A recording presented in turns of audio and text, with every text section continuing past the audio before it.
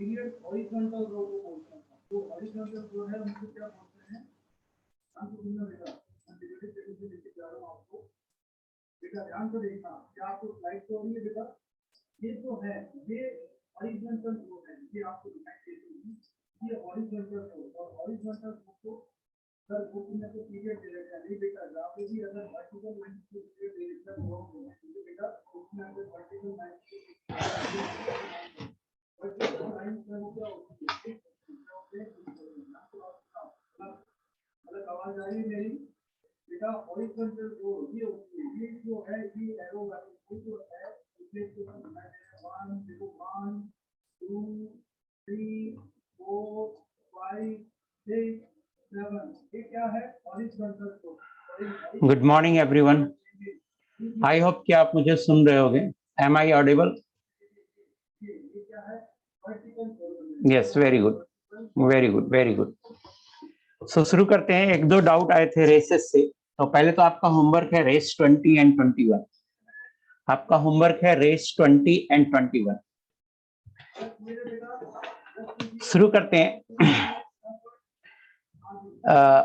Race 18 में question number 6 का 5 एक डाउट आया था, तो उसे एक्सप्लेन करते हैं। इन ट्रांसफॉर्मिंग 0.01 मोल पीबीएस है, इसको ट्रांसफॉर्म कर रहा है PbSO4 के साथ। वॉल्यूम ऑफ 11.35 V H2O2, किसके साथ? H2O2 के साथ। ये क्या बना रहा है? PbSO4। आप मेरी बात सुनिए, PbS ऑक्सीडाइज हो रहा है पीबी सल्फेट में, लेड सल्फेट में। लेड सल्फाइड ऑक्सीडाइज हो रहा है लेड सल्फेट में, तो H2O2 रिड्यूस होगा। और H2O2 जब रिड्यूस होता है तो मैंने बताया होगा आपको कि वाटर बनाता है। क्या बनाता है? वाटर बनाता है। तो देखिए सल्फर का ऑक्सीडेशन स्टेट -2 है और यहाँ पे ऑक्सीडेशन स्टेट +6 है, तो वैलेंसी फैक्टर इसका हो जाएगा 1 × 8 सॉरी 6 - 8 6 - 1 × 6 - -2 और ये आएगा 8। और H2O2 का वैलेंसी फैक्टर तो एक केस ही बताया हूं, ये होगा तो वैलेंसी फैक्टर हो गया। PbS है 0.01 मोल और H2O2 की मोलरिटी देख लीजिए, यहां से देखिए मोलरिटी ऐसे निकालेंगे कि वॉल्यूम स्ट्रेंथ होता है मोलरिटी इंटू 11.35 STP पे रहा होगा ये। तो वॉल्यूम स्ट्रेंथ है 11.35, this is equal to molarity into 11.35, this implies molarity हो गया 1 मोलर। सो वैलेंसी फैक्टर H2O2 का 2, मोलरिटी है 1 मोलर।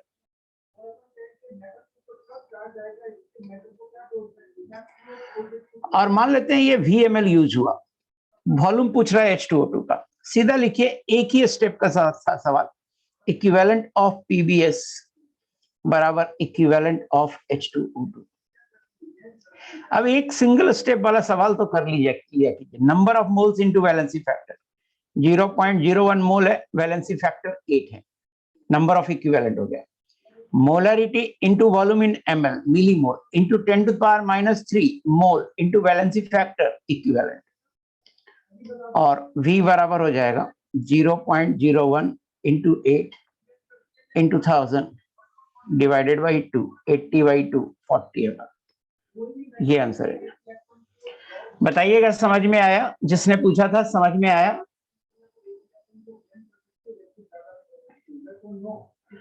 यस नो बोलो ना, बोलो ना। जैसे नंबर ऑफ एलिमेंट इंक्रीज होंगे तो का क्लासिफिकेशन क्या होगा? Yes, very good. Next question देखते हैं। अरे यार एक क्वेश्चन और था यार, ऐसा कैसे हो गया? दूसरा क्वेश्चन मैंने लिया ही नहीं। एक क्वेश्चन और पूछा था किसी ने, अपन ले आते हैं वो क्वेश्चन, चिंता मत करो। एक सेकंड होल्ड करना, मैं ले आता हूँ वो क्वेश्चन।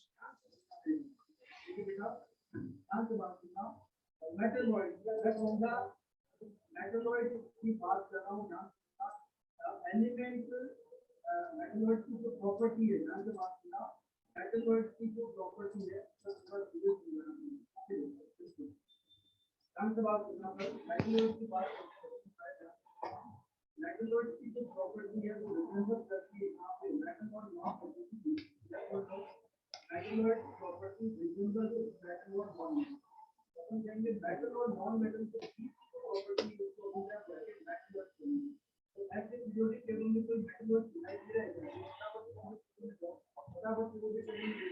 देखिए शायद आपको क्वेश्चन दिख रहा होगा, ये रेस नंबर 19 का क्वेश्चन है। रेस 19 का क्वेश्चन नंबर 3 है। ये क्वेश्चन पूछा था किसी ने, मैं कॉपी पेस्ट करना भूल गया होगा इसको। कह रहा है 4 mole chlorine molecules undergo a loss and gain of 6 mole of electron to form 2 oxidation state of chlorine in auto redox change. What are the positive and negative oxidation state of chlorine? Question में कह रहा है कि 4 mole chlorine है और ये oxidation और reduction दोनों जाता है, तो ऑप्शन से चेक करना पड़ेगा इसे। हम ए ऑप्शन चेक कर रहे हैं। ये बना है Cl+5 plus Cl0 oxidation state. इसमें प्रॉब्लम आएगी। इसमें क्या प्रॉब्लम आएगी कि एक क्लोरीन ऑक्सीडाइज हो गया +5 में, ठीक है, बट क्लोरीन रिड्यूस नहीं हो रहा है। यहां भी 0 है ऑक्सीडेशन स्टेट, यहां भी 0 ऑक्सीडेशन स्टेट है, तो ये ऐसे ही पॉसिबल नहीं है। क्लोरीन का ऑक्सीडेशन भी होगा और क्लोरीन का रिडक्शन भी होगा, तो Cl 0 से +5 में जाएगा और Cl 0 से नेगेटिव में जाएगा, 0 में नहीं जाएगा। ऑक्सीडेशन भी होगा और रिडक्शन भी होगा, तो ए ऑप्शन और सी ऑप्शन दोनों में क्लोरीन 0 है, तो ऐसा नहीं हो सकता कि अकेले ऑक्सीडेशन हो। ऑक्सीडेशन भी होगा, रिडक्शन भी होगा, तो ए और सी तो ऐसे ही गलत हो गया। मुझे पहले बताइए कि ए और सी समझ में आया कि ये गलत होगा। मैं ये बोल रहा हूं कि क्लोरीन का ऑक्सीडेशन हुआ +5, तो क्लोरीन का रिडक्शन भी होगा ना, तो क्लोरीन यहाँ 0 ऑक्सीडेशन स्टेट में है, तो ये लोअर ऑक्सीडेशन स्टेट में जाना चाहिए ना, लेकिन नहीं गया, तो ये ऑप्शन ए और ऑप्शन सी गलत हो गया। अब हम बी चेक करते हैं। 4 मोल क्लोरीन है, इससे जो बन रहा है क्लोरीन +7 बन रहा है और क्लोरीन -1 बन रहा है। तो ऐसा करते हैं ना, पहले Cl2 लिखते हैं, 4 मोल नहीं लिखते। अगर 4 मोल आ जाएगा तो सही भी है। अब देखो, इसका अगर वैलेंसी फैक्टर निकालें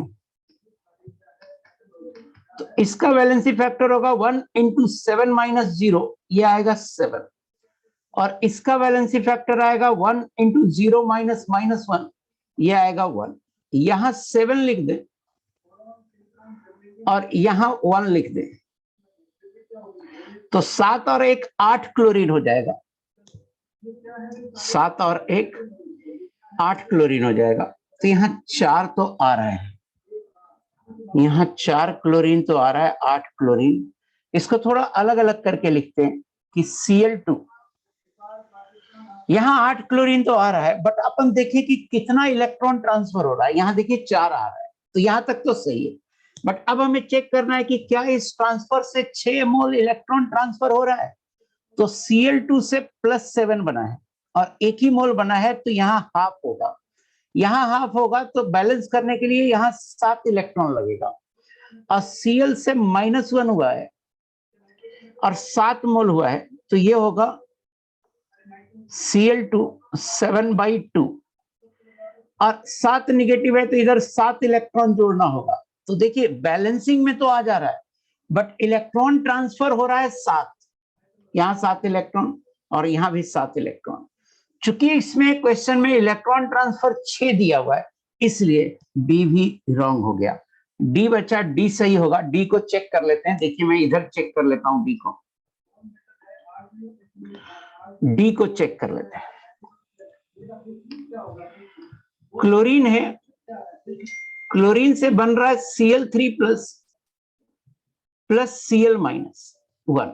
इसका वैलेंसी फैक्टर निकालते हैं, 1 × 3 - 0, ये 3, और इसका वैलेंसी फैक्टर निकालते हैं 1 इंटू 0 माइनस माइनस 1, ये 1, तो यहाँ पे 1 लिख देते हैं और यहाँ पे 3 लिख देते हैं, 3 और 1 4 हो गया, तो 4 के लिए यहाँ 2 लिख देते हैं। अब पूरे में करते क्या है, 4 मोल क्लोरीन करने के लिए पूरे में 2 से मल्टीप्लाई कर देते हैं, तो 4Cl2 हो गया, 4Cl प्लस 3 हो गया, प्लस 6Cl माइनस 1 हो गया, सॉरी यहाँ 2 होगा, 2 से मल्टीप्लाई करेंगे तो ये 2 होगा।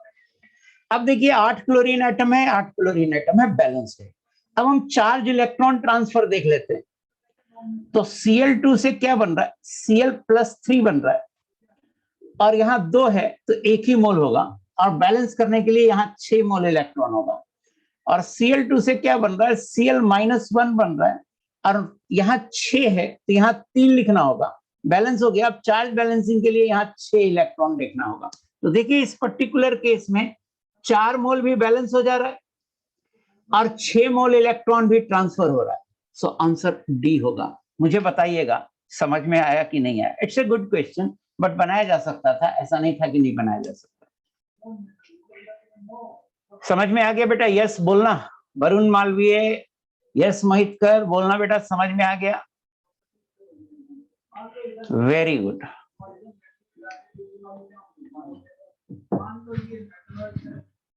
अब देखिए इस क्वेश्चन पे ध्यान दीजिए। हम पिछली क्लास में आइडियल गैस लेक्चर 6 है ये, एक मिनट,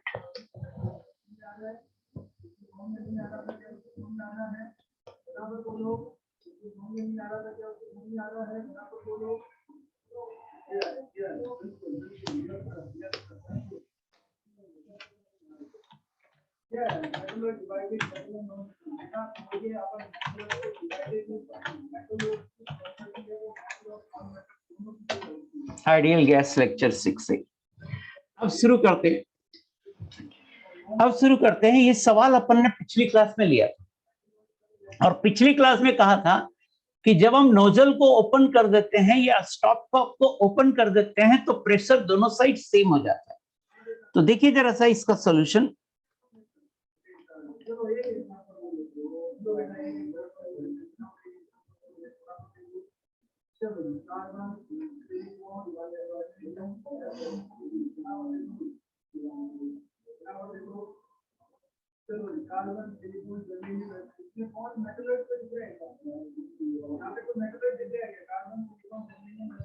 कराए 10 लीटर कंटेनर, ये 10 लीटर कंटेनर है, कंसिस्ट ऑफ 1 मोल, इसके अंदर 1 मोल गैस है, टेम्परेचर है 300 kelvin. It is connected through a small nozzle to another empty container of volume 40 litre. ये एम्प्टी है, कुछ नहीं है इसमें। Calculate moles of gas in both A and B at same temperature. तो मैं आपको कहना चाह रहा था कि ये 10 लीटर है, ये 40 लीटर है, एक मोल को अब इक्वली डिस्ट्रीब्यूट करना है वॉल्यूम में। तो टोटल अब क्या हो गया, 10 लीटर से ये टोटल वॉल्यूम हो गया 50 लीटर। 50 लीटर मीन्स 10 लीटर इधर है, 40 लीटर इधर है, तो एक मोल को 5 भाग में डिवाइड करेंगे, 0.2 मोल इसमें होगा और 0.8 मोल इसमें होगा। बिना किसी कैलकुलेशन के कर सकते हैं, यही मैं समझा रहा था कि टाइम हो गया। पर ठीक है, अगर आप कैलकुलेशन से करना चाहते हो तो अपन कैलकुलेशन से करके देखते हैं। आप जरा सा देखिए, इस साइड मान लो कि प्रेशर था P1, तो P1 क्या होगा, P1 होगा nRT/V, ये होगा 1 into R into 300 divided by 10, और ये आएगा 30R। जब हम नोजल को ओपन कर देंगे तो गैस दोनों साइड में आ जाएगा, वॉल्यूम 40 लीटर और इधर 10 लीटर, 50 लीटर हो जाएगा। तो फाइनल प्रेशर मान लेते हैं P2 हो जाएगा आफ्टर ओपनिंग नोजल। P2 निकालेंगे, प्रेशर मान लो P2 है, तो nRT/V, अभी भी नंबर ऑफ मोल्स एक है, R है, टेम्परेचर 300 है, बट दोनों साइड मिला के अब वॉल्यूम 40 प्लस 10 50 लीटर हो गया, तो ये आ गया 30R/5। फाइनल प्रेशर हो गया 30R/5 मीन्स अब सिर्फ कंटेनर 1 में देखिए, इन कंटेनर 1 इसको मान लेते हैं और इसको कंटेनर 2 मान लेते हैं। अब सिर्फ कंटेनर 1 में देखिए कि कितना मोल बचा इन कंटेनर 1।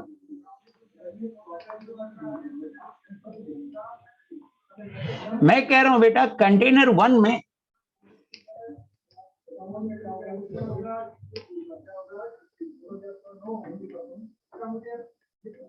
मैं बेटा बोल रहा हूं कंटेनर 1 में अब क्या हो रहा है कि अगर हम देखें पीवी बराबर एनआरटी, तो कंटेनर 1 का वॉल्यूम कांस्टेंट है, टेम्परेचर कांस्टेंट है, आर कांस्टेंट है, पी बाई एन बराबर कांस्टेंट हो जाएगा। देयरफॉर हम बोलेंगे कि इसका प्रेशर P1 बाई N1 बराबर final pressure P2 by N2। तो P1 है 30R और N1 था 1 मोल और P2 है 30R/5 और N2 हमें निकालना है। दिस इंप्लाइज N2 बराबर आ जाएगा 1/5 0.2 मोल।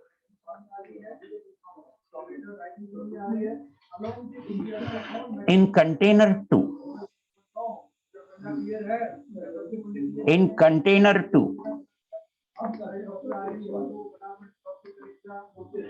जो मोल्स होगा वो टोटल मोल था 1 मोल, जिसमें कंटेनर 1 में बचा 0.2 मोल, तो 1 माइनस 0.2 0.8 मोल। तो ऑप्शन ए बन गया।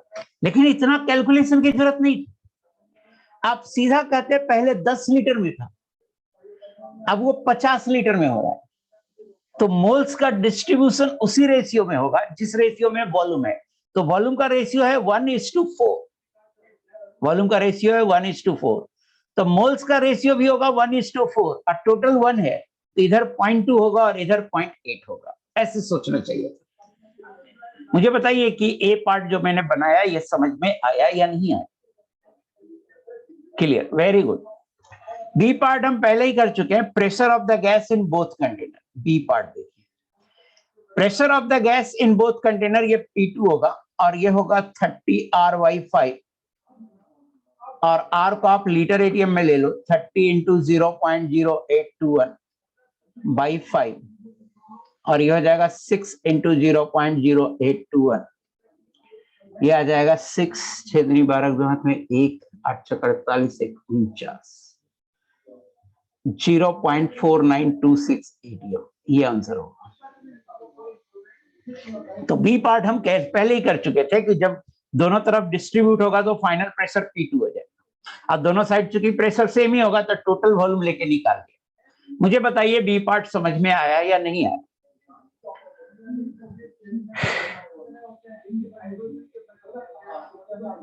आगे ना बेटा समझ में। हाँ, अब करें temperature of 40 litre container is increase to 600 kelvin.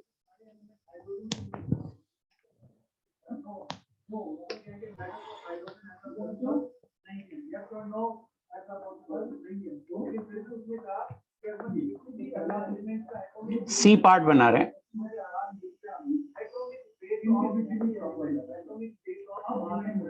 इस तरफ वॉल्यूम है 10 लीटर, इस तरफ वॉल्यूम है 40 लीटर। फाइनल प्रेशर दोनों तरफ सेम होगा तो फाइनल प्रेशर P मान लिया, इसको 300 केल्विन पे ही रखा, इसको 600 केल्विन पे कर दिया। इस तरफ मोल मान लिया N1 और इस तरफ मोल मान लिया N2।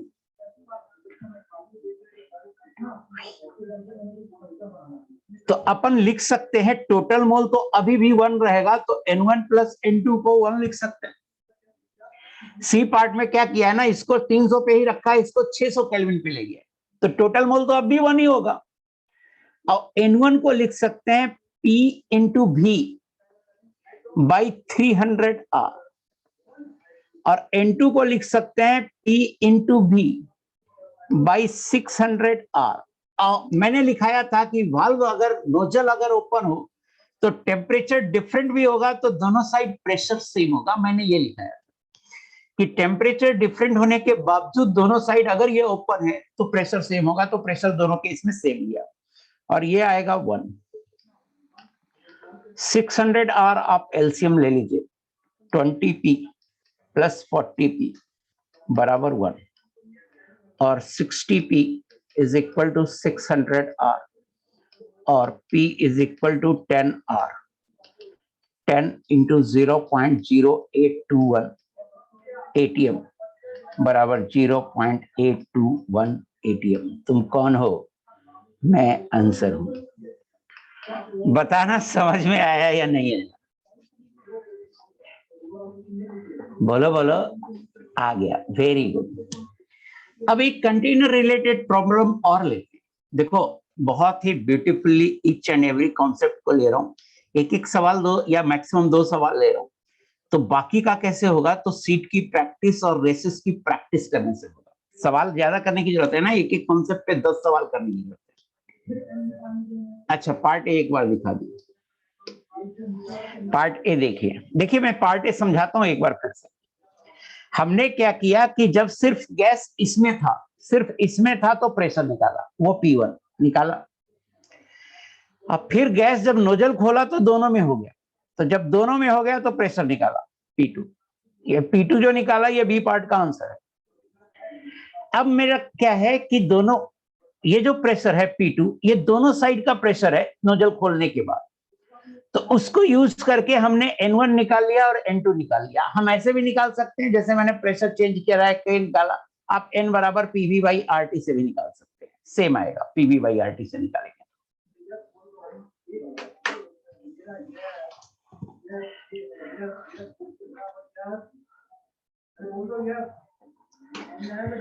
केशवा हो जाएगा तो बता देना।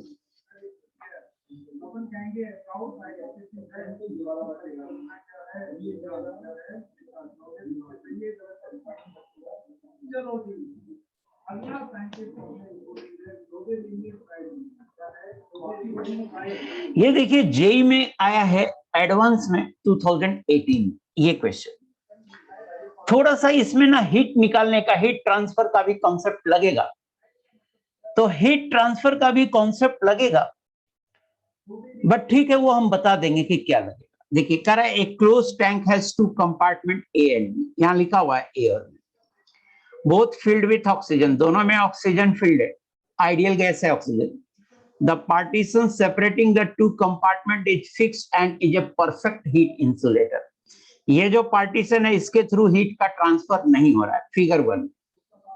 If the old partition is replaced by a new partition, अब इस पार्टीशन को हटा दिया, which can slide, जो घूम सकता है, and conduct heat but does not allow the gas to leak, gas leak नहीं करेगा but conduct heat लिखा हुआ है। कंडक्ट हीट मतलब टेम्परेचर का ट्रांसफर होगा, एनर्जी का ट्रांसफर होगा और टेम्परेचर सेम हो जाएगा, but does not allow the gas to leak across the volume of the compartment A after the system attains equilibrium is. कह रहा है ए कंपार्टमेंट का वॉल्यूम क्या होगा। तो देखिए ये 400 केल्विन पर है और ये 300 केल्विन पे है। जब हीट कंडक्टिंग इंसुलेटर से, सॉरी हीट कंडक्टिंग पार्टीशन से आप सेपरेट कर देंगे तो जिधर हाई टेम्परेचर है उधर से हीट ट्रांसफर होगा इधर। अब धीरे धीरे टेम्परेचर सेम हो जाएगा, तो यहाँ का टेम्परेचर मान लीजिए कि T है, फाइनल टेम्परेचर क्या है? T है। तो हीट लॉस बाई A बराबर हो जाएगा heat gained by B। Heat lost by A बराबर होगा heat gained by B। Heat loss को अगर हम QA से ले डिनोट करें और हीट गेन्ड को QB से डिनोट करें, Q है हीट और ये होता है number of moles in C delta T, Q होता है NC डेल्टा T। हम शायद पहले भी बताए होंगे कि Q होता है NC डेल्टा T, शायद हमने आपको एक डुलोंग एंड पेटिट लॉ बताया था, उसमें हीट कैपेसिटी बताया था। तो उसमें हीट कैपेसिटी बताया था, तो वहां बताया होगा कि हीट होता है number of moles into heat capacity into delta T।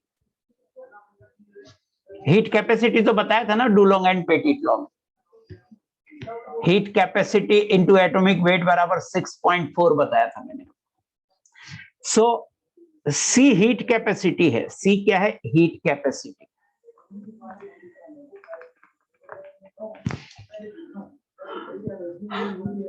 Specific heat, yes yes yes, specific heat. यहां पर मोलर हीट कैपेसिटी है, नंबर ऑफ मोल ले रहा है ना।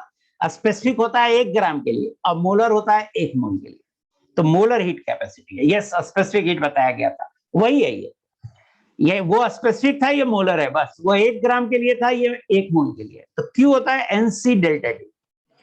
तो हीट लॉस्ट बाय ए होगा number of moles in A. Gas same है, ऑक्सीजन गैस है, हीट कैपेसिटी सी मान लिया, और डेल्टा टी होगा 400 माइनस टी, इतना लॉस करेगा। और हीट गेन्ड बाई बी क्या होगा, number of moles of B into heat capacity C.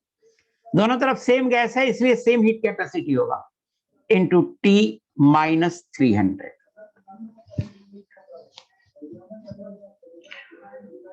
Na क्या होगा, Na होगा PV by R T. Pressure है 5, सी तो कैंसिल हो गया, प्रेशर है 5, N होगा P इंटू V, वॉल्यूम है 1 by 400 R into 400 minus T. NV क्या होगा, pressure 1 into V 3 by 300 R into temperature minus 300। 100 R तो कैंसिल हो गया, और ये हो गया 5/4 इंटू 400 माइनस टी बराबर 3 कैंसिल हो जाएगा, टी माइनस 300। ये इस चैप्टर में देना ही नहीं चाहिए था, थर्मोडायनेमिक्स में देना चाहिए था, गलत जगह दे दिया। और 5 को 20, 100, 500 और 500 minus 5/4 T, this is equal to T minus 300। और 800 बराबर टी कॉमन ले लें, 1 प्लस 5/4 बराबर टी इंटू 9/4।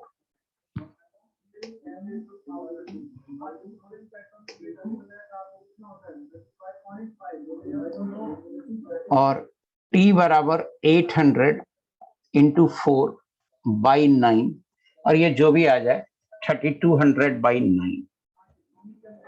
टेम्परेचर आ गया 3200/9 केल्विन। यहां तक समझ में आया? मेन समझना ये लाइन है, ये वाला लाइन, इसके बाद तो कैलकुलेशन है। यहां तक समझ में आया नहीं है?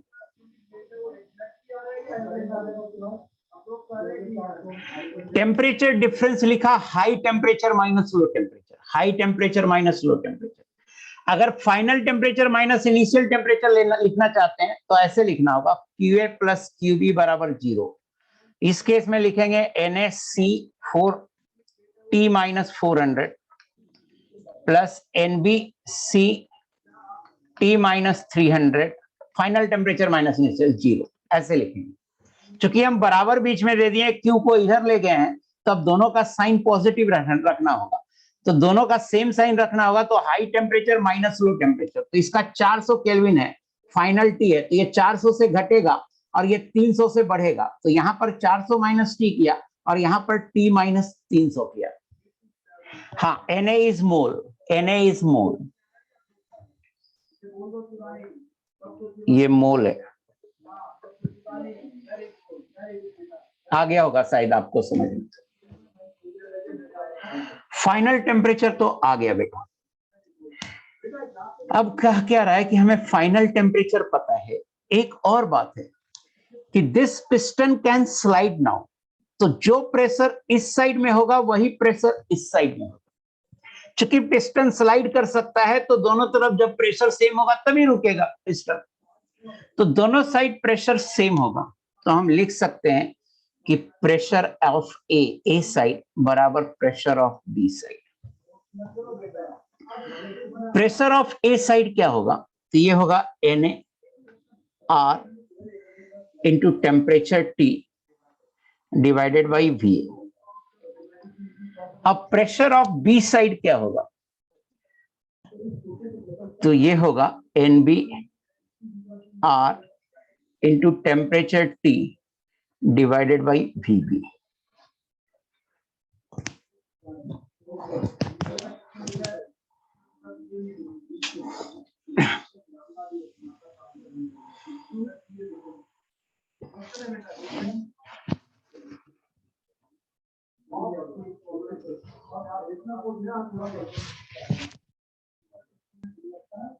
वॉल्यूम निकालना है तो हमें प्रेशर ऑफ ए साइड निकालना होगा।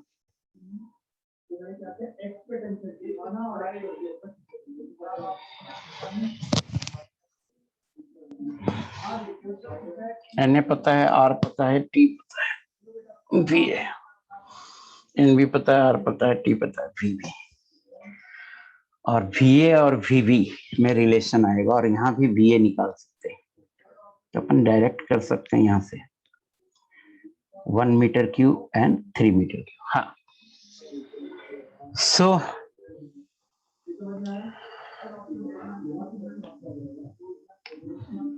VB को देखिए मैं क्या लिख रहा हूं, VB को मैं लिख रहा हूं, ये समझ में आ रहा है ना, NaRT by VA, और VB को मैं लिख रहा हूं, टोटल वॉल्यूम कितना है 3 मीटर क्यूब और 1 मीटर क्यूब, 4 मीटर क्यूब है, तो VB को लिख रहा हूं मैं 4 माइनस VA। VB को मैं लिख रहा हूं 4 माइनस VA।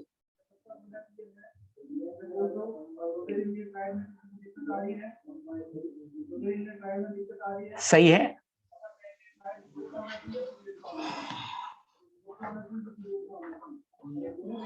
मोल्स ऑफ ए क्या होगा, मोल्स ऑफ ए होगा, मोल तो वही है, डिफ्यूजन नहीं हो रहा है, तो ये होगा 5 into 1 upon 400 R into RT, तो सेम ही है तो आरटी अपन कैंसिल करें, और आरटी को अगर हम कैंसिल करते हैं तो 5 into 1 upon 400 R divided by V A. NV होगा 1, प्रेशर 1 है, 1 into 3 upon 300 R into 4 minus V A,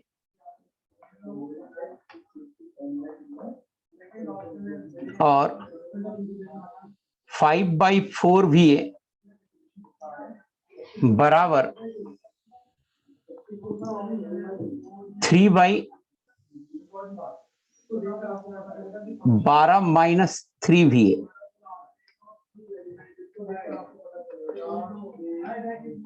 और 12 V A is equal to 60 minus 15 V A, और 15 10 25 26 27 वी ए बराबर 60, और वी ए बराबर 60/27, और ये आ जाएगा 60, ये तो जरूरत ही नहीं पड़ा टेम्परेचर निकालने का, 60 डिवाइडेड बाई 27, ये आ जाएगा 2.22 लीटर, ये आंसर हो जाएगा।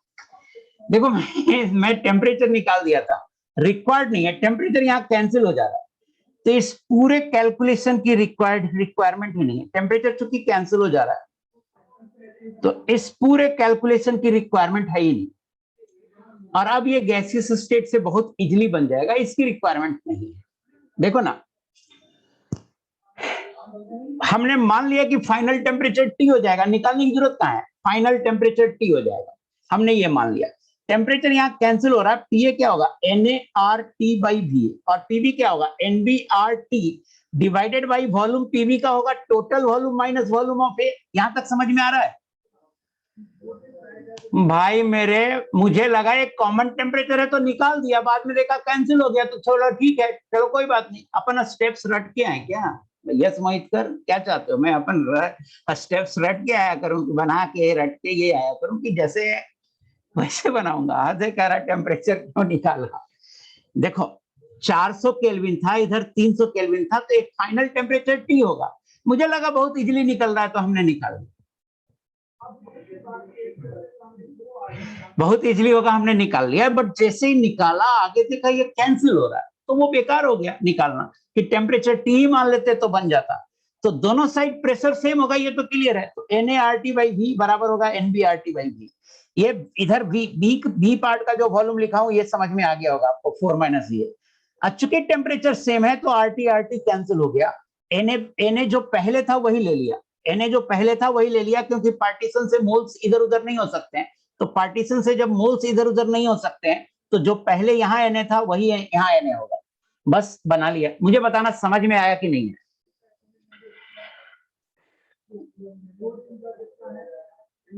किसी को डाउट है? फिर से बोल रहा हूँ। Yes, clear, very good, very good.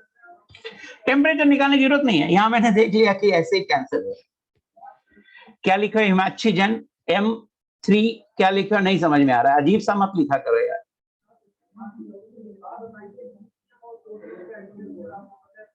लिखे क्या हो हिमाक्षी जन, प्लीज फिर से बताओ। Unit in the answer metre cube, metre cube है, हाँ मीटर क्यू ही है। यूनिट मीटर क्यू में है, सो यूनिट मीटर क्यू में है।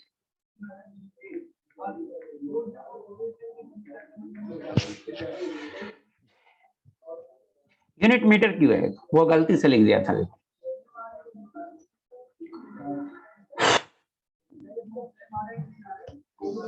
आइए यहां देखते हैं, इस क्वेश्चन को पढ़िए, नोट कीजिए एक बार क्वेश्चन को आप। A vertical cylinder containing some ideal gas is closed at both ends. पहले आप इसका कॉन्सेप्ट देखो, previous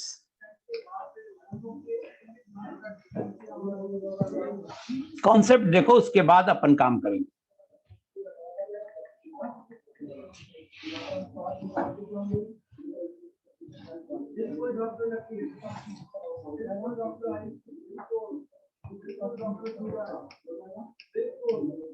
Concept of cylinder piston assembly.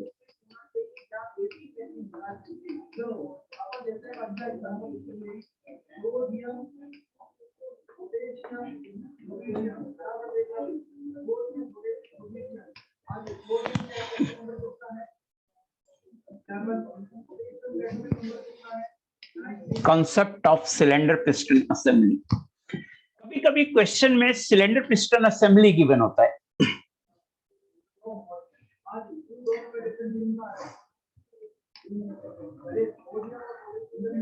Case 1, if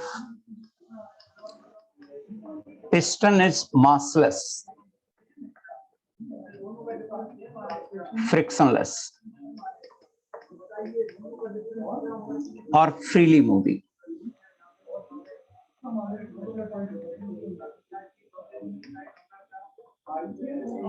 then P external बराबर P internal doesn't matter,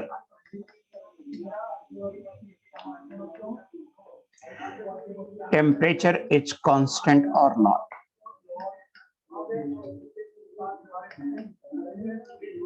जैसे एक सिलेंडर पिस्टन असेंबली है और एक पिस्टन लगा है, एक पिस्टन लगा है और ये पिस्टन है मासलेस, फ्रिक्शनलेस। तो इस पिस्टन के कारण कोई प्रेशर नहीं होगा, और अगर बाहर का प्रेशर P एक्सटर्नल है, अंदर का प्रेशर P इंटरनल है, तो ये दोनों हमेशा बराबर होगा, P एक्सटर्नल बराबर होगा P इंटरनल। डजंट मैटर कि बाहर का टेम्परेचर क्या है और अंदर का टेम्परेचर क्या है। बाहर का टेम्परेचर अलग और अंदर का टेम्परेचर अलग हो सकता है, बट बाहर का प्रेशर अंदर का प्रेशर सेम होगा अगर पिस्टन मासलेस एंड फ्रिक्शनलेस है। ये पॉइंट क्लियर है?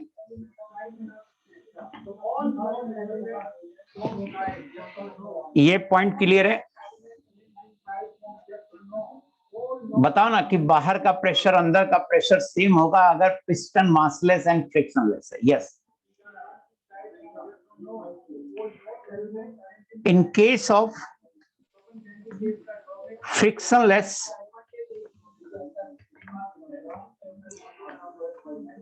freely moving piston,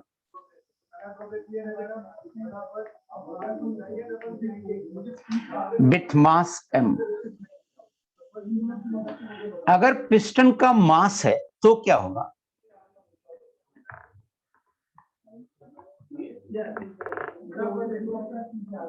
तो मान लेते हैं कि पिस्टन ये हुआ, ये P एक्सटर्नल हुआ, ये P इंटरनल हुआ। अब पिस्टन के कारण मान लो कि प्रेशर लग रहा है P नॉट, तो P इंटरनल बराबर होगा P external plus P naught, where P naught बराबर होगा mg बाई A, जहां A क्रॉस सेक्शनल एरिया है, बराबर प्रेशर एक्सर्टेड बाई पिस्टन।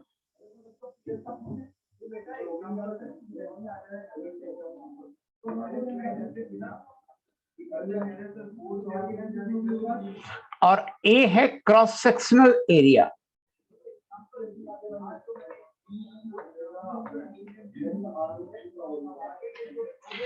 मुझे बताइएगा कि ये लाइन समझ में आया कि नहीं आया। ये जो लिखा हूं P internal is equal to P external plus P naught. P internal is equal to P external plus P naught समझ में आ गया होगा इस केस में, जहां P nought pressure applied by piston है। Yes, very good. अब इस सवाल को करते हैं।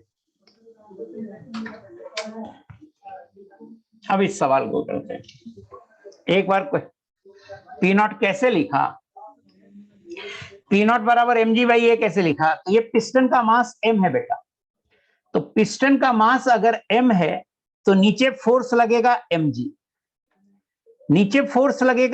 और क्रॉस सेक्शनल एरिया A है, तो प्रेशर हो जाएगा mg force by area mg by A। नहीं आया समझ में? यस मोहित कर। हाँ, फोर्स लगेगा mg, अब क्रॉस सेक्शनल एरिया A है तो फोर्स बाई एरिया प्रेशर होता है, तो P नॉट हो जाएगा mg by A। I hope कि समझ में आ गया होगा। अब इस सवाल पे आइए।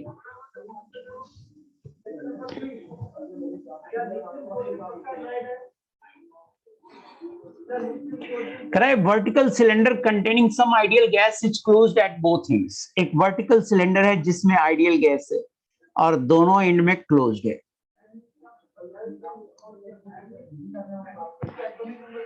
A frictionless piston is fitted in the cylinder such that it divides the cylinder into two equal parts at 300 Kelvin.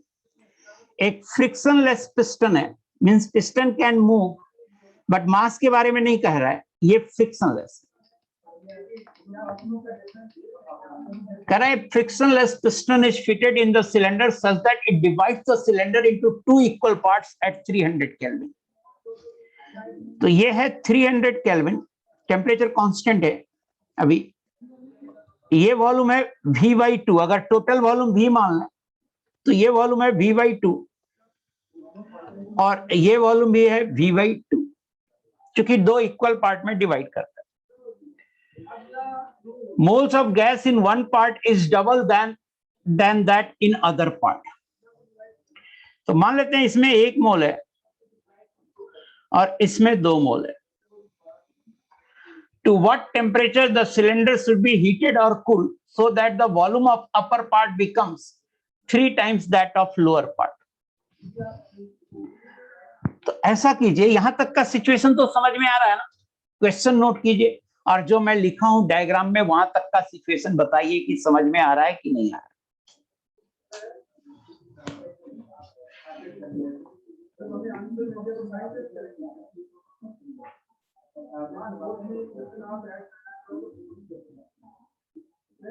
हमें नींद के टाइम बताना है कि नहीं बताना। जब हमें आंसर थर्ड मिल गया तो हम कोर्स पे जाएंगे क्या? जब हम 100% हमारा आई होप कि आपको समझ में आ गया हो। अब देखिए, मान लेते हैं कि यहां का प्रेशर है P1 और यहां का प्रेशर है P2 और पिस्टन जो प्रेशर अप्लाई कर रहा है वो है P0। पिस्टन जो प्रेशर अप्लाई कर रहा है वो कर रहा है P0। तो हम बोल सकते हैं कि P2 बराबर होगा P1 प्लस P0 और P0 बराबर होगा P2 माइनस P1, और P2 क्या होगा, P2 होगा N into R into T upon V by 2। अब P1 होगा N into R into T upon V by 2। So V by 2 अगर एलसीएम ले लेंगे तो 600R माइनस 300R हो जाएगा 300R। आई थिंक ये आ जाएगा 600R बाई V।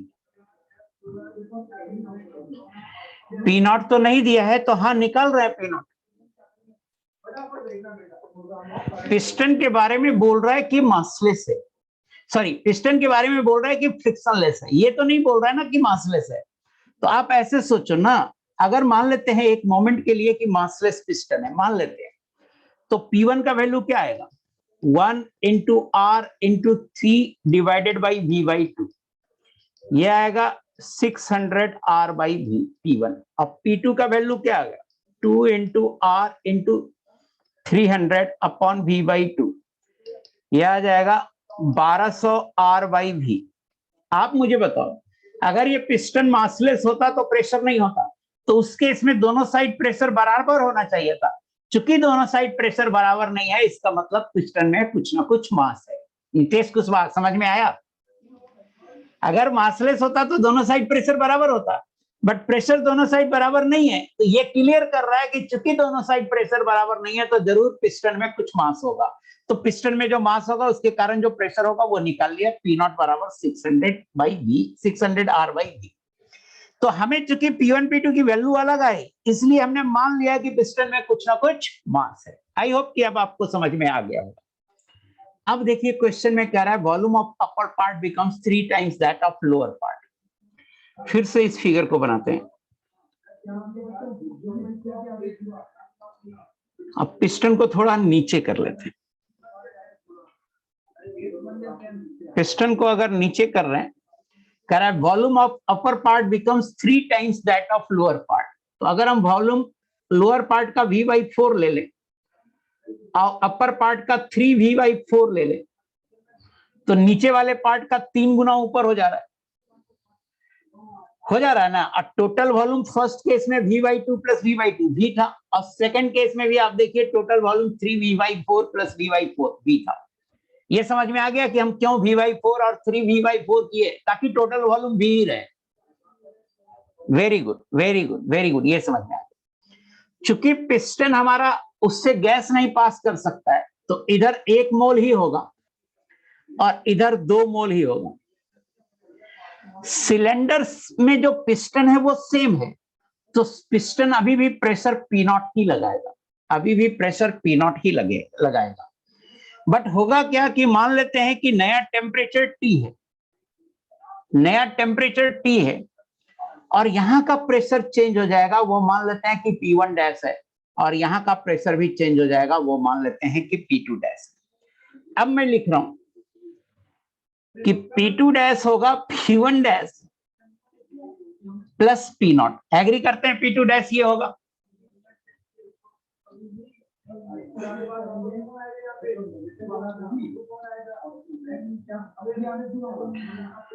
और P2 डैश होगा बेटा N 2 into R into T divided by V by 4।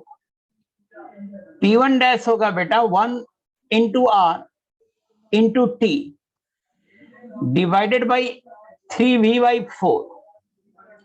अब प्लस P नॉट की वही वैल्यू होगी जो पहले थी 600R बाई V।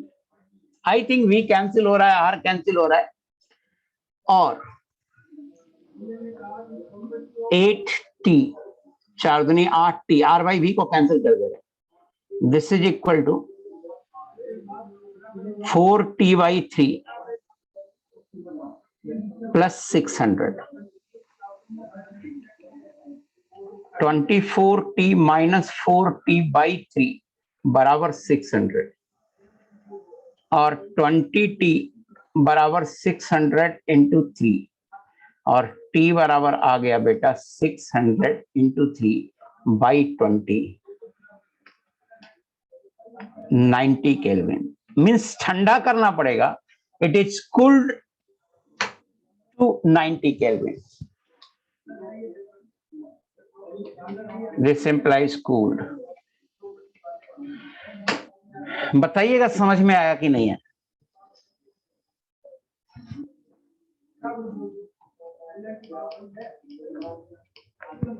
समझ में आ गया ना बेटा. हाँ, it's a good question. It's a good question. Yes, मजा आएगा. टेंशन क्या लेते हो. अब देखिए कॉन्सेप्ट ऑफ पेलोड. कंप्लीट पढ़ाता हूं मैं जितने कॉन्सेप्ट हो सकते हैं, बट चूंकि चैप्टर बड़ा है तो एक एक क्वेश्चन ही लेता हूं. हाँ, बाकी आप सीट करोगे तो क्वेश्चन की कमी नहीं होगी. इवन जैसे सीट का सॉल्यूशन भेजूं और सॉल्यूशन नहीं समझ में आया तो वो क्वेश्चन भेज दो, या तो बना दूंगा, या मैं खुद जब सॉल्यूशन बनाऊंगा ना तो समझ में आ जाएगा मेरा सॉल्यूशन देख के. एक नया कॉन्सेप्ट है और वो है कॉन्सेप्ट ऑफ पेलोड.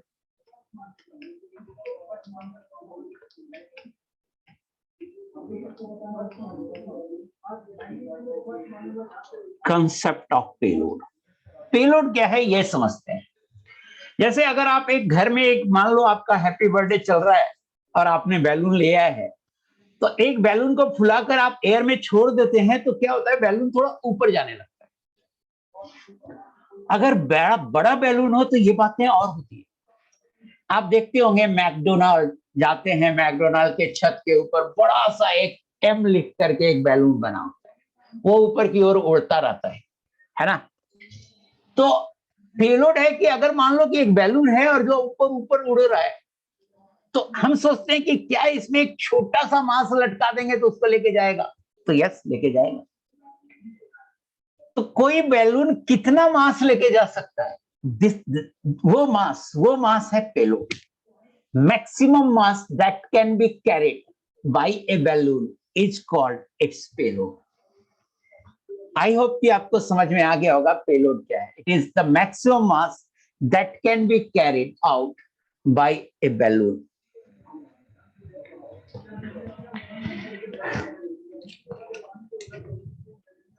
पेलोड होता है नॉट ओनली कि केवल बैलून की बात है. जैसे मान लो कि कोई बड़ी सी इंडस्ट्री है, उसमें कोयला सप्लाई करना है, तो जो कोयला सप्लायर है वो इंडस्ट्री तक लिफ्ट लगा दिया या कैरियर कन्वेयर लगा दिया. तो वो कन्वेयर ऐसा तो नहीं है कि कितना भी केजी उस पर डाल दोगे, तो मैक्सिमम जितना केजी वो ले जा सकता है एक बार में. मतलब कहां से कहां तक के लिए, जहां पर कोयले का भंडार है वहां से लेकर के जहां पर ओवन है वहां तक के लिए एक मान लो बेल्ट लगा हुआ है, तो बेल्ट की कैपेसिटी होती होगी ना, तो उस पर कितना बेल्ट रखा जा सकता है कि वो लेके चला जाएगा, कितना कोयला रखा जा सकता है कि लेके चला जाएगा. This is called payload. maximum mass that can be lifted by a balloon या like by a belt conveyor या by a lift या by a parachute. maximum mass that can be lifted by a इस तरह के parachute balloon, ये सब that is called payload. Payload समझ में आ गया ना. नहीं, आइडियल गैस फिजिक्स में भी पढ़ना होता है जो मैं पढ़ा रहा हूँ, बट केमिस्ट्री में डिटेल में पढ़ना होता है. Kinetic theory of gases physics में भी पढ़ना होता है. आपको समझ में आ रहा है ना वरुण माली. मैक्सिमम मास, जैसे पेलोड से क्वेश्चन कभी यूनिवर्सिटी ऑफ रुड़की ने पूछा था. पहले रुड़की का एग्जाम अलग होता था, तो उसने पूछा था. तो कॉन्सेप्ट तो बताना पड़ेगा ना कि पेलोड क्या है. Maximum mass that can be lifted by a balloon is called payload.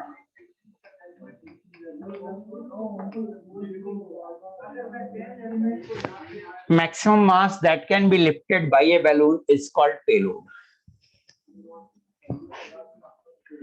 Payload बराबर होता क्या है, इस लाइन को याद रखें तो आपका काम हो जाएगा. पेलोड बराबर होता है मास ऑफ एयर डिस्प्लेस्ड. जैसे बैलून जब आएगा एयर में तो बैलून का जो वॉल्यूम होगा उसने वॉल्यूम के बराबर एयर डिस्प्लेस हो जाएगा. तो पेलोड होगा mass of air displaced minus mass of balloon and all its content. Mass of balloon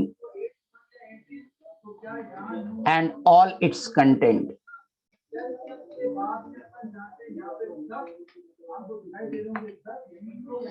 ये फॉर्मूले के रूप में आप चाहें तो इसको याद रख सकते हैं, ये याद रहता है तो पेलोड का सवाल हो जाएगा। बट ये कैसे आया हम ये भी समझा देते हैं आपको कि जैसे मान लेते हैं कि एक बैलून है, इस बैलून में जो फैब्रिक है वो फैब्रिक प्लस इसके अंदर जो गैस है वो गैस का मास मान लो m है, तो नीचे mg लगेगा। m क्या है? m है mass of balloon and all it's content.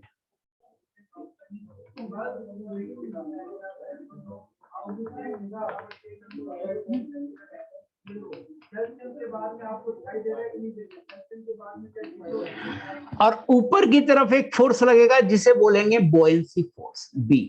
B बराबर होता है V रो जी। B क्या है? तो B है बोयेंसी फोर्स।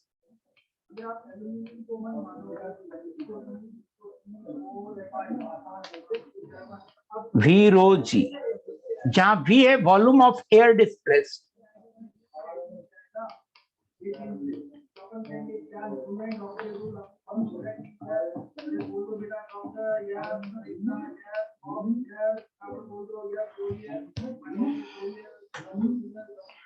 रो है डेंसिटी ऑफ एयर।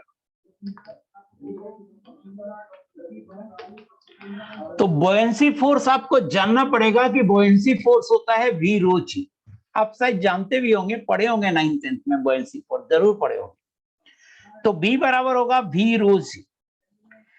अब B अगर ग्रेटर देन mg है तो ये इसका कुछ ना कुछ पेलोड होगा। तो ये कितना मास उठाकर ले जा सकता है? तो मान लो m0 मास ही उठाकर ले जा सकता है, जहां m0 है पेलोड। पॉइंट ऑफ एप्लीकेशन उसी जगह पे रखता हूं। ये मान लो कि m0 मास उठाकर ले जा सकता है, तो m0 g है, m0 है पेलोड। ये मैक्सिमम मास m0 उठा के ले जा सकता है। तो होगा क्या कि अगर B ग्रेटर देन mg होगा, तो अगर B ग्रेटर देन mg होगा तो ये मास उठा के लेके जाएगा, ये मास उठाकर लेके जाएगा। तो मान लेते हैं कि m0 मास उठा के लेके जाएगा, तो m0 पेलोड है। तो देखो इक्विलिब्रियम पर क्या होगा कि B बराबर होगा mg प्लस m0g और V रो जी बराबर होगा mg plus m0g। g cancel हो गया और m0 बराबर होगा V रो माइनस m। अब इसको बोल सकते हैं आप payload. V rho dense mass of, sorry, इस पूरे को क्या बोल सकते हैं? तो V है वॉल्यूम ऑफ एयर डिस्प्लेस और रो है डेंसिटी। डेंसिटी इंटू वॉल्यूम होता है मास, तो यह है मास ऑफ एयर डिस्प्लेस्ड।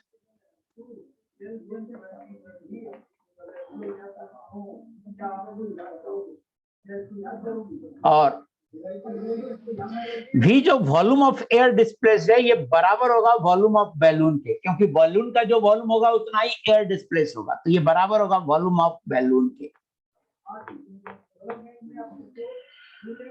और M क्या है? तो M है mass of balloon and all it's content. यहां पे लिखा हुआ है, बार बार नहीं लिखूंगा। सो पेलोड बराबर mass of air displaced minus mass of balloon and all it's content. Clear हो गया होगा? बताइए ये जो डिफिनेशन मैंने लिखा पेलोड का, ये अब क्लियर हुआ या नहीं कि पेलोड होगा mass of air displaced minus mass of balloon and all it's content. ये क्लियर हो गया। और एक बात खाली ये ध्यान रखेंगे कि जो वॉल्यूम ऑफ एयर डिस्प्लेस्ड होता है वो वही होता है जो वॉल्यूम ऑफ द बैलून है। जो बैलून का वॉल्यूम है उतना एयर वो डिस्प्लेस कर देगा। अब इस पे एक सवाल ले लेते हैं। ये क्वेश्चन है, नोट कीजिए question.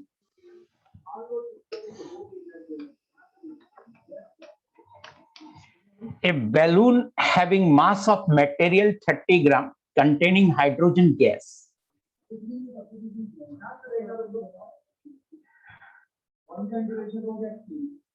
then calculate maximum mass that can be lifted by air. तो पेलोड निकालना है, तो पेलोड होगा मास ऑफ एयर डिस्प्लेस्ड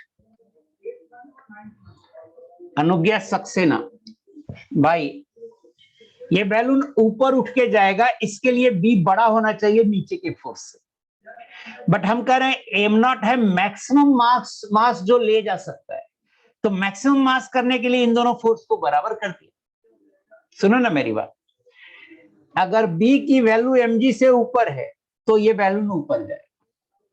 अब हम इसमें जोड़ने जा रहे हैं, बी में जोड़ने, mg में जोड़ने जा रहे हैं m नॉट जी, और m नॉट को बोल रहे हैं मैक्सिमम मास जो ऊपर ले जा सकता है।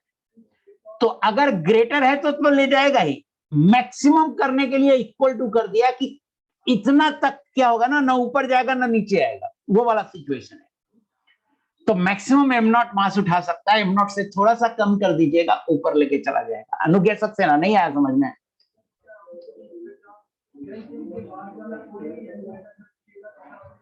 Very good. पेलोड होता है mass of air displaced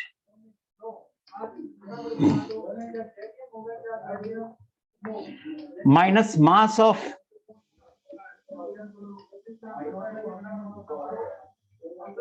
balloon and all its content.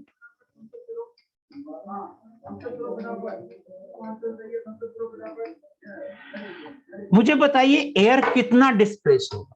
तो बैलून में 5 मोल गैस है, बैलून में 5 मोल गैस है, तो जितना मोल गैस बैलून में हाइड्रोजन गैस है, क्योंकि सभी गैस को आइडियल मान रहे हैं, उतना ही मोल एयर डिस्प्लेस होगा। हाइड्रोजन गैस जितना जगह ऑक्यूपाई करेगा, एयर भी उतना ही जगह ऑक्यूपाई करेगा उस प्रेशर टेम्परेचर पे। इसका मतलब कि 5 मोल एयर डिस्प्लेस होगा। ये बात समझ में आ रहा है कि बैलून के अंदर जितना मोल है उतना ही मोल एयर डिस्प्लेस होगा। ये बात समझ में आ रहा है? बस, वेरी गुड। तो मास ऑफ एयर डिस्प्लेस होगा 5 into 29 and mass of balloon and all it's content, तो 30 ग्राम तो है मटेरियल का और उसमें कंटेंट है हाइड्रोजन 5 मोल, तो 5 into 2 145 minus 40 बराबर 105 ग्राम। ये बैलून 105 ग्राम मास को उठाकर ले जा सकता है।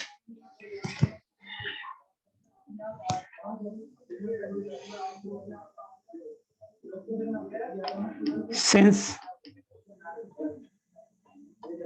balloon contains 5 mole hydrogen, therefore this balloon will displace air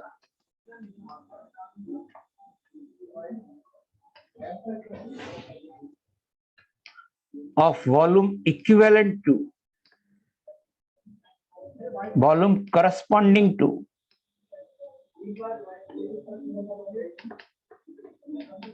5 moles of air.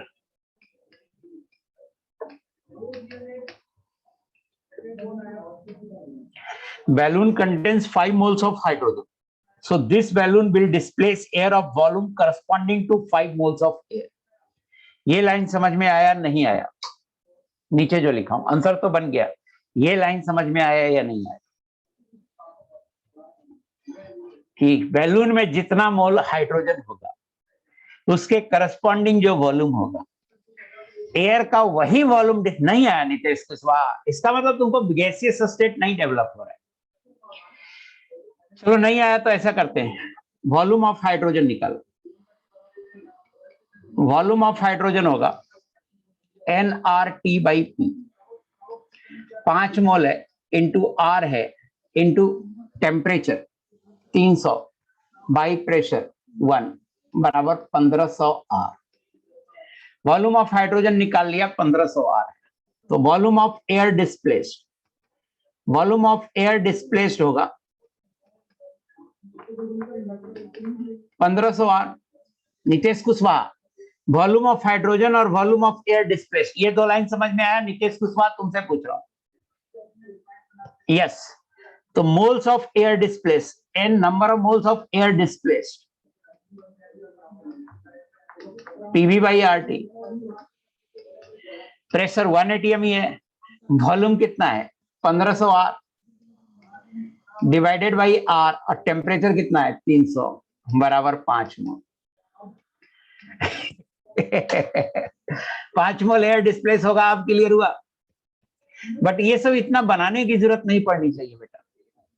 ये सब आपको तुरंत गूंजना चाहिए कि प्रेशर, वॉल्यूम, टेम्परेचर सब सेम है।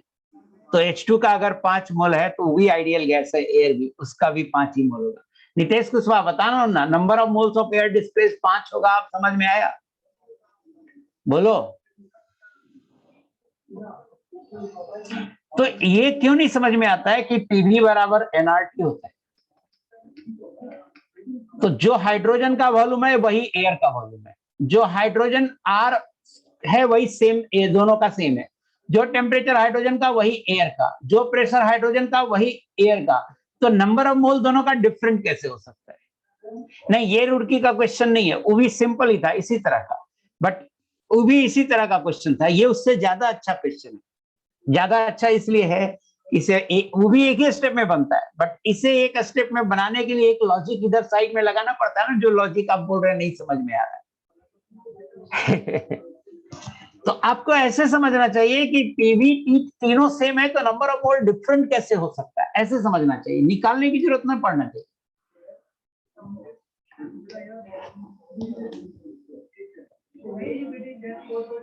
ये वाला क्वेश्चन यहाँ आ गया था यार, वही कहे हम लाए तो थे। अब इस पेज को हमको गाइड करना होगा।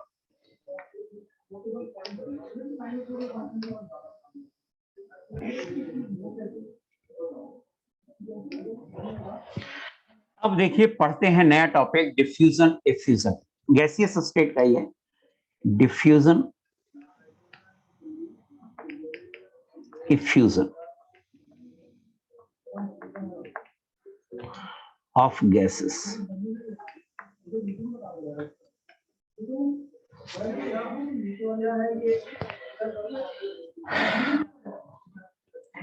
Diffusion means flow of gas molecules.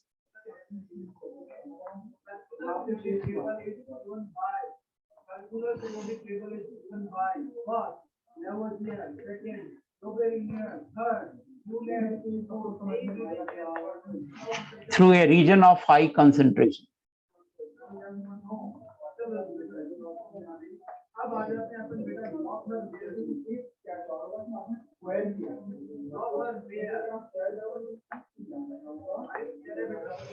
To a region of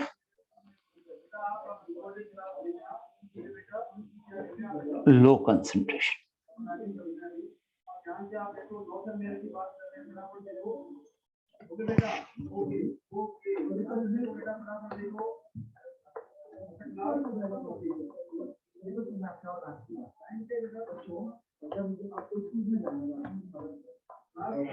इस तरफ मान लो नाइट्रोजन है, 5 atm पे है और वॉल्यूम है 2 लीटर। इस तरफ भी नाइट्रोजन है, 1 atm पे है, वॉल्यूम की जरूरत ही नहीं है। वॉल्यूम कुछ भी रहे, जरूरत ही नहीं। या मोल ले लेंगे तो वॉल्यूम की जरूरत आएगी। रुक जाओ एक second.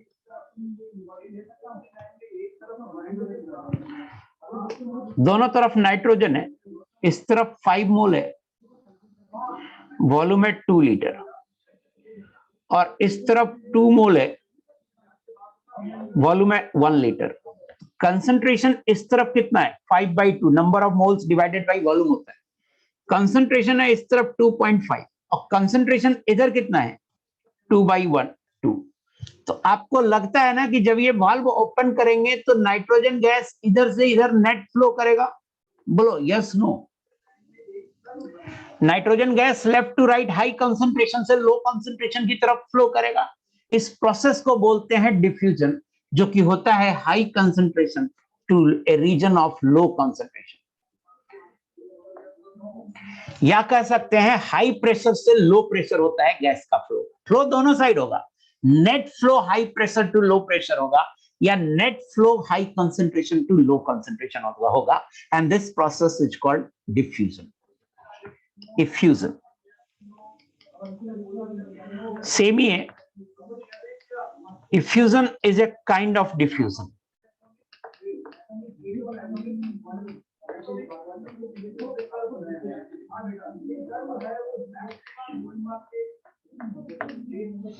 in which gas molecules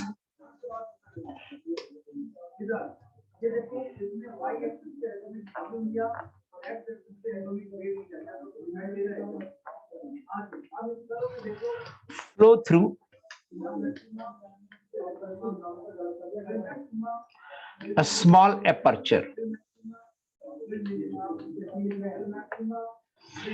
Effusion is a kind of diffusion in which gas molecules flow through a small aperture. Temperature नहीं, टेम्परेचर सेम हो डिफरेंट हो उससे फर्क नहीं पड़ता है, कंसंट्रेशन या प्रेशर डिफरेंस के कारण फ्लो होगा। टेम्परेचर डिफरेंस के कारण नितेश कुशवाहा हीट फ्लो करता है। पिछले सवाल में देखा था ना, टेम्परेचर डिफरेंस के कारण क्यों हमने फ्लो कराया। तो टेम्परेचर डिफरेंस के कारण हीट फ्लो करता है, और कंसंट्रेशन डिफरेंस के कारण मटेरियल फ्लो करता है। कुछ का कुछ मत कर दो, टेम्परेचर डिफरेंट हो सेम हो उससे मतलब नहीं है अमाउंट को फ्लो करने में। टेम्परेचर डिफरेंस के कारण हीट फ्लो करता है, और कंसंट्रेशन डिफरेंस के कारण मटेरियल, कोई सब्सटेंस का मास फ्लो करता है। तो टेम्परेचर डिफरेंट हो सेम हो उससे फर्क नहीं पड़ता।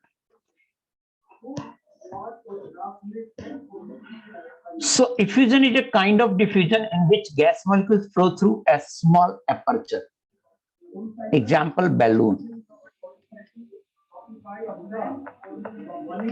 बैलून को अगर आप फुला दें और उसे 10 दिन तक छोड़ दें तो वो धीरे धीरे श्रिंक कर जाता है, छोटा हो जाता है। तो होता क्या है, बैलून के जो फैब्रिक होते हैं उसमें स्मॉल पोर्स होते हैं, और उस पोर्स के थ्रू गैस बाहर निकल जाता है। This is example of effusion. This is example of effusion. Diffusion, ये डिफ्यूजन है ऊपर वाला। या मान लो 2 पार्टीशन है, पार्टीशन हमने हटा दिया तो डिफ्यूजन होगा। दोनों तरफ कंसंट्रेशन अलग है। मान लो कि ये यहाँ पार्टीशन है, इधर कंसंट्रेशन C1 है, इधर कंसंट्रेशन C2 है, C1 ग्रेटर देन C2 है। पार्टीशन को हटा देंगे तो ये डिफ्यूजन होगा। लेकिन जब छोटे पोर्स से फ्लो करते हैं तो उसे इफ्यूजन बोलते हैं। दोनों का लॉ सेम है। रेट ऑफ डिफ्यूजन का जो लॉ है या रेट ऑफ डिफ्यूजन का जो लॉ है या जो लॉ लगाएंगे वो सेम है। लॉ में कोई डिफरेंस नहीं है। तो मुझे बताओ, डिफ्यूजन समझ में आया कि हाई कंसंट्रेशन से लो कंसंट्रेशन मटेरियल फ्लो करेगा, and this process is called diffusion. और इफ्यूजन भी यही है, बस ये एक काइंड ऑफ डिफ्यूजन है। इफ्यूजन एक स्पेशल काइंड ऑफ डिफ्यूजन है। अब देखिए, हम एक टर्म डिफाइन कर रहे हैं, rate of diffusion.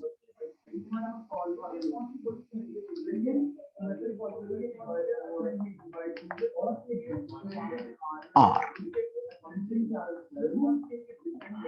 Rate of diffusion होता है वॉल्यूम डिफ्यूज्ड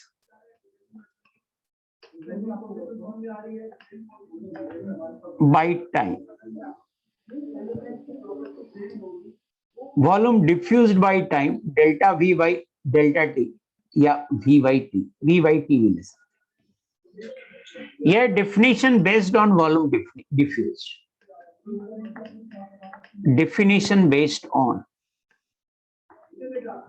volume diffused। कई तरीके से डिफाइन करते हैं। रेट ऑफ डिफ्यूजन R होता है moles diffused upon time, delta N by delta T। इसको N बाई T सिंपली लिख सकते हैं, और यह है definition based on moles diffused.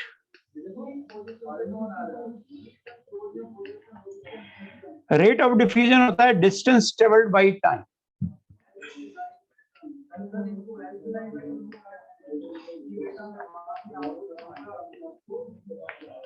और इसे d by t लिख सकते हैं.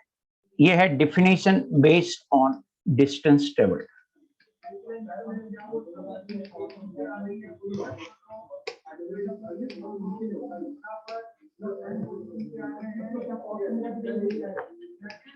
नोट कीजिए.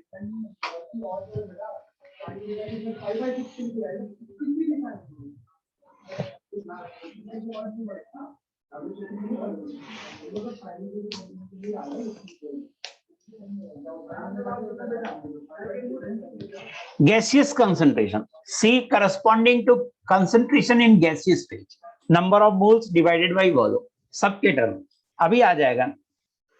जिस गैस का कंफ्यूजन, जिस गैस का डिफ्यूजन हो रहा है वही गैस के टर्म में कंसंट्रेशन निकालेंगे. मान लो नाइट्रोजन का डिफ्यूजन हो रहा है तो कंसंट्रेशन ऑफ नाइट्रोजन का निकालेंगे. मान लो हाइड्रोजन का डिफ्यूजन हो रहा है तो कंसंट्रेशन ऑफ हाइड्रोजन का निकालेंगे. आई होप कि रेट ऑफ डिफ्यूजन का आपने डिफिनेशन नोट कर लिया होगा. नेक्स्ट पेज पे आऊं. Yes no. अलग अलग रिक्वायरमेंट होती है, उसके हिसाब से हम डिफिनेशन को यूज करते हैं, इसलिए 3 तरीके से डिफाइन किया. अब देखिए लॉ ऑफ डिफ्यूजन.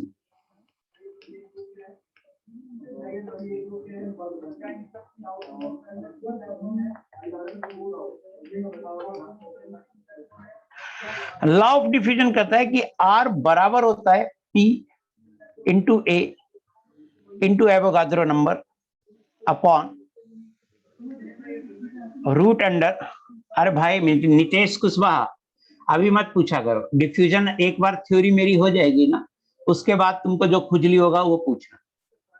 अननेसेसरली मत पूछा करो खुजली. होता क्या है, अभी सब जो टॉपिक पढ़ा रहे हैं उसकी कुछ भी समझ नहीं है, अब तुमको खुजली होने लगता है. तो हम जो पहले समझा रहे हैं वो पूछो ना, वो देखो ना. जो समझा रहे हैं वो चीजें पे ध्यान नहीं रहता, और कहता है बहुत कैसे से मान लिए वो दिस दैट करता रहता है. खुजली का कमी है, आलतू फालतू खुजली का. तो दिस दैट मत करो नितेश. पहले जो बता रहे हैं कि डिफ्यूजन क्या है, तो कंसंट्रेशन अलग अलग होगा तो गैस फ्लो करेगा. किसका कंसंट्रेशन? जो गैस फ्लो करेगा. जो गैस फ्लो करेगा. 2 गैस तो अभी कुछ बात ही नहीं की है, 2 गैस की, तो क्यों बोथ गैसेस ले रहे हो? डिफ्यूजन है फ्लो ऑफ गैसियस मॉलिक्यूल्स. कौन से गैस का फ्लो जिसका कंसंट्रेशन अलग अलग है. 2 गैस की तो कहीं बात ही नहीं किया, जो लिख दिया both gases are same always. कौन सा बोथ गैसेस? तो पहले मेरी बात तो ध्यान से सुनो, कुछ भी मत लिखा करो. ध्यान से सुनिएगा, डाउट नहीं आएगा. जबरदस्ती खुजली मत किया कीजिए, जबरदस्ती के नोच के खून मत बहा दिया कीजिए. लॉ ऑफ डिफ्यूजन, ये लॉ है बेटा जो वेरियस एक्सपेरिमेंट से आया होगा. साइंटिस्ट ने कई एक्सपेरिमेंट करने के बाद, डेटा कलेक्ट करने के बाद लिखा होगा. तो R होता है PANA अपॉन रूट अंडर 2 पाई MRT. P है पार्शियल प्रेशर डिफरेंस.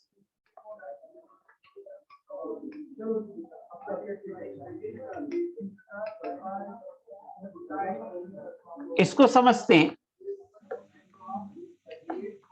कि मान लो इस पार्टीशन को हमने हटाया,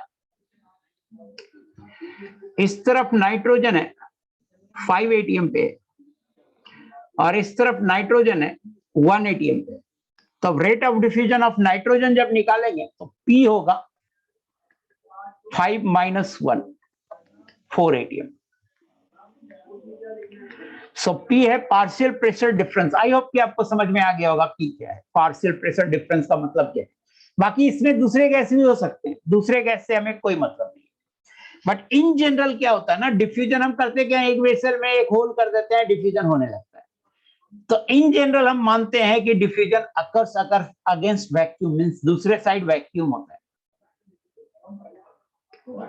In general, we assume that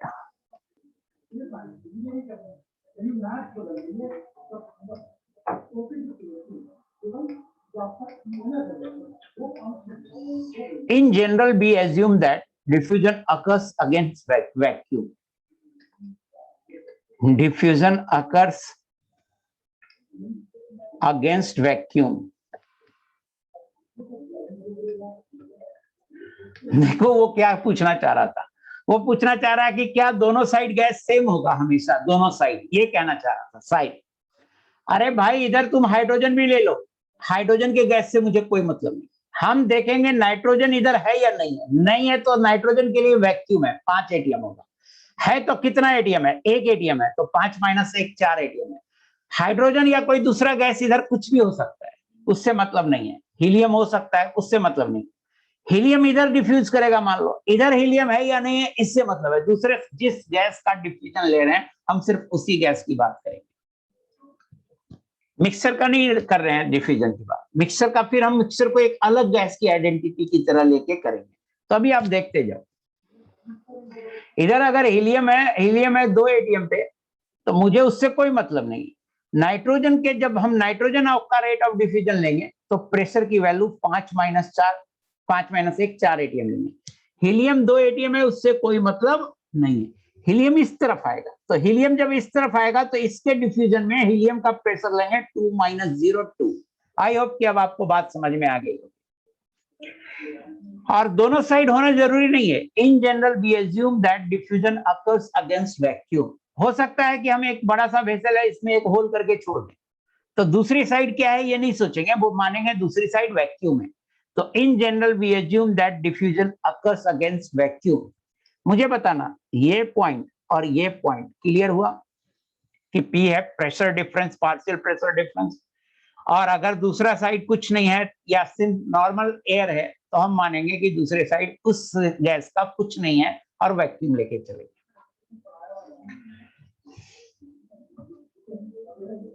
बोलोगे?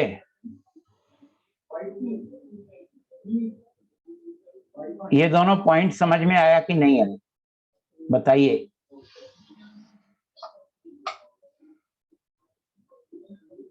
Very good.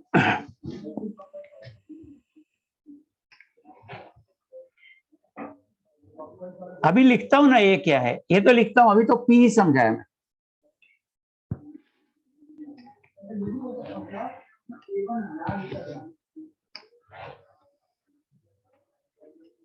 ए है area of the orifice,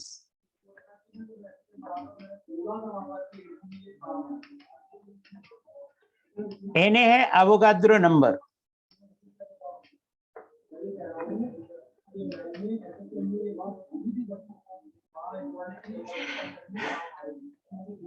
M है molar mass of the gas,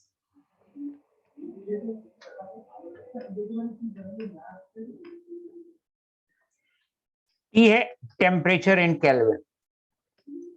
समझते हैं एरिया ऑफ द ऑरिफिस का क्या मतलब है।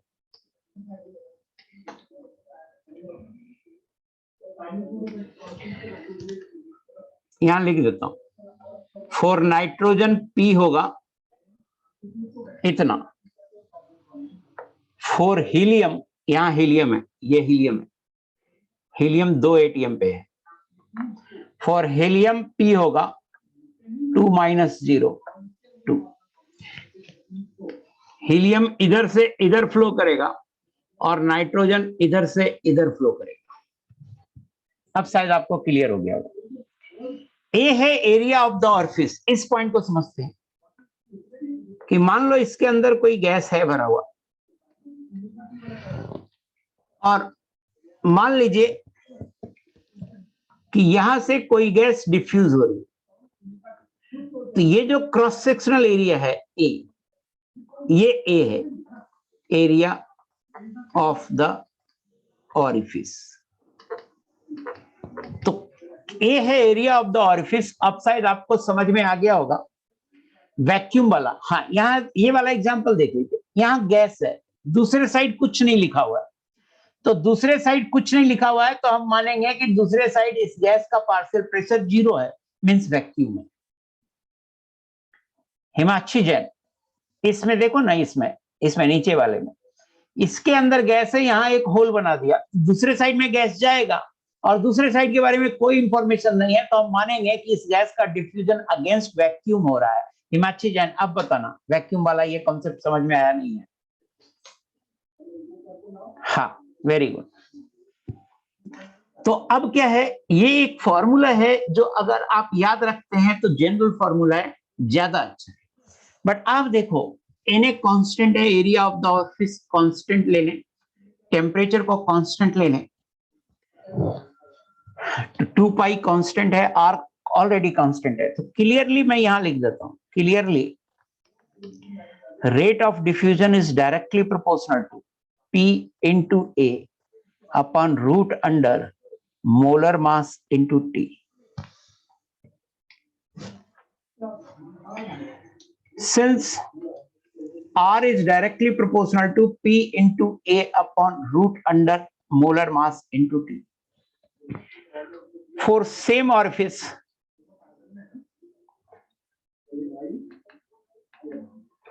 at constant temperature, means area of orifice भी constant ही है, उससे कोई भी गैस फ्लो करेगा, एरिया ऑफ orifice वही रहेगा। एक ही कंटेनर में डिफरेंट गैस पे डिफरेंट प्रेशर लग सकता है। हाँ जी, पार्शियल प्रेशर पढ़ाया, तो आपको पार्शियल प्रेशर पढ़ाया हूं ना, तो एक ही कंटेनर में डिफरेंट गैस का डिफरेंट पार्शियल प्रेशर होगा, हाँ लग सकता है। पार्शियल प्रेशर जहां पढ़ाया अनुज्ञा सक्सेना, वहां जाके देखिए। For same orifice at constant temperature, orifice same है और टेम्परेचर कांस्टेंट है, R is directly proportional to P by root under M. Therefore, दो अलग अलग गैस को अगर हम डिफ्यूज कराएं तो R1 by R2 होगा P1 by P2 into root under M2 by M1.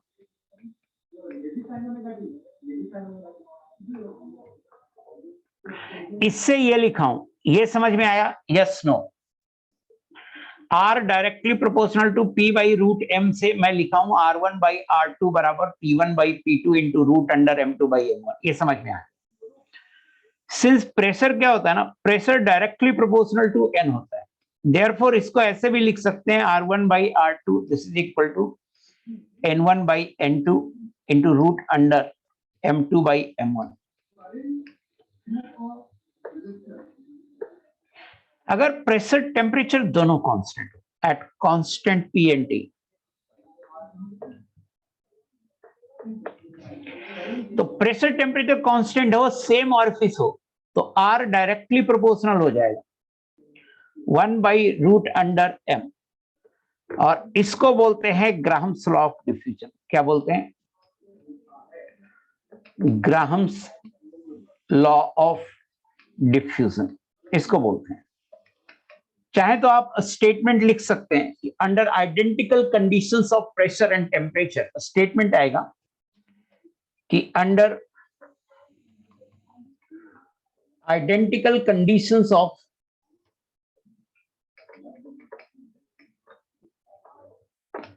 Pressure and temperature, rate of diffusion is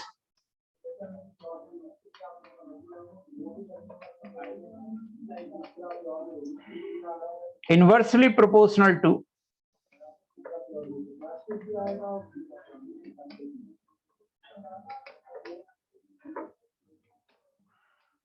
square root of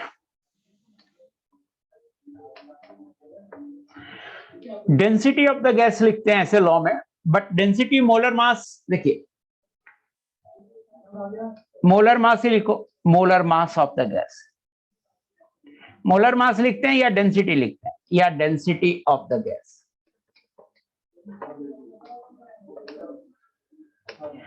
चूंकि देखिए डेंसिटी क्या होता है, डेंसिटी होता है Pm बाई RT, तो कांस्टेंट P एंड T पे density directly proportional to molar mass होगा, therefore R is directly proportional to 1 by root under D हो जाएगा। तो जनरली स्टेटमेंट में देखिएगा कि जब भी स्टेटमेंट होता है तो स्टेटमेंट में डेंसिटी लिखता है, तो रीजन यही है कि डेंसिटी होता है Pm by RT, pressure temperature constant है, तो density directly proportional to molar mass हो गया, तो मोलर मास की जगह डेंसिटी कर देता है, डेंसिटी ऑफ द गैस।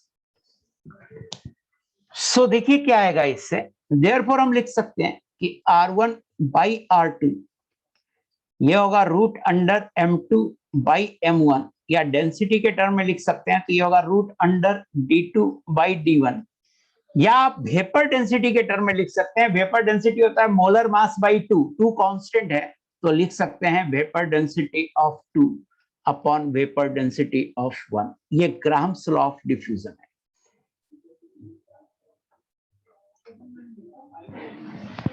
तो मैं यहीं पे छोड़ रहा हूं, इस पे थोड़ी सी थ्योरी और है, वो करके कुछ सवाल करेंगे अगली क्लास में, और कुछ और भी थ्योरियां हैं इस पे। तो मुझे लगता है अगली क्लास में मैं लगभग आ दूंगा, आप मुझे भेज देना अगर कोई डाउट होगा रेसेस में। तो thank you very much.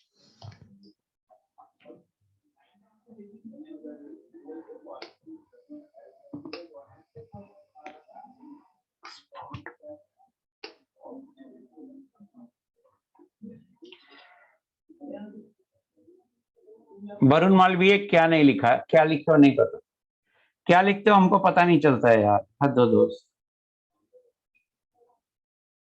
Homework लिख दिया हूं मैं फर्स्ट पेज पे।